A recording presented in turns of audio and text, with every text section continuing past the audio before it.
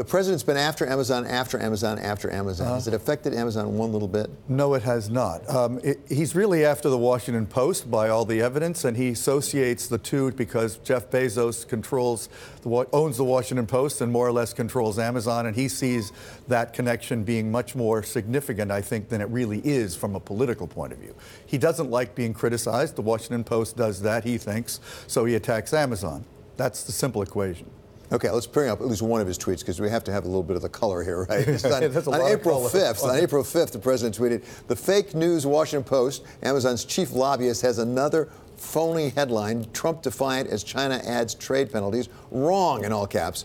Should read, "Trump defiant as U.S. adds trade penalties. Will end barriers and massive IP theft."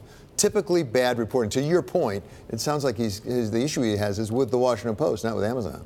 Right. I mean, I think he has issues with Amazon to some degree because to the degree he can position his anti-Amazon sentiments as very populist, when he's talking about the Postal Service, people don't want the Postal Service to go away or be hurt.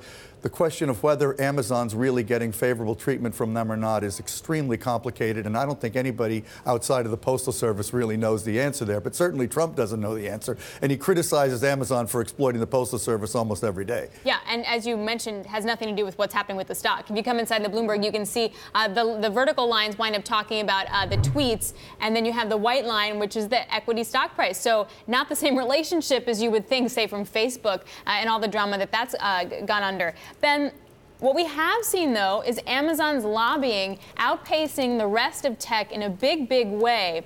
What do you think, Ben, that they're preparing themselves for? That's exactly right. They are, over the past couple of years, they've been the fastest growing among the tech companies in lobbying. They're the second spender here. Google is the top spender here, as it is in so many other places. But I think what they're really preparing for is not the kind of tweets that we get from the president, not these kind of complicated issues, tensions, personalities, but it's expanding their business into so many different lines in so many different places. It's their healthcare ambitions, it's their financial services ambitions, and it's their international logistics that does touch on the post office. But they are everywhere, and they want to be doing a lot more with their business, and that's really what they're preparing for. But, Ben, they don't need to invest money in lobbying to be able to expand their business. What they need to do is make sure that the government doesn't get in their way. If the government were to get in their way, where would it come?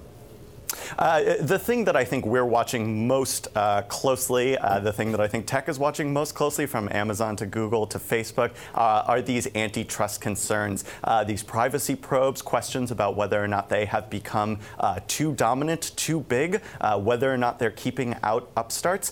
You had the head of the antitrust division of the Department of Justice just last week say that he was open and receptive to the idea that these tech companies have become too big, and he was saying that we need new thinking about this. Aside from the Microsoft case, that's not really something that we have seen maybe the last 20 or 30 years at this point.